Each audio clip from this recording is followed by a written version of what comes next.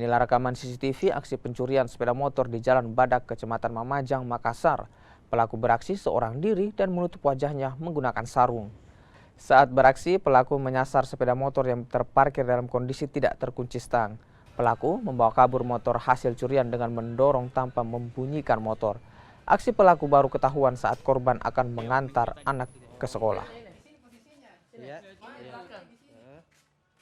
Itu kita tahu mau kemana memang Pak? Mau antar anak sekolah, antar ini anak sekolah. Iya. Antar anak sekolah baru ketahuan bilang motornya sudah tidak ada. Pak, itu terekam CCTV Pak ya? Iya.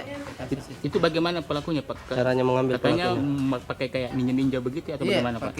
Pakai penutup wajah. Sarung Pak ya? Iya.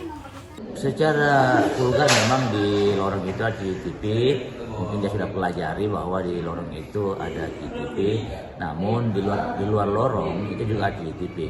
Itu yang siang ini kami sudah lakukan permintaan kepada pemilik CCTV untuk mohon dibantu agar bisa membantu pengungkapan kasus ini.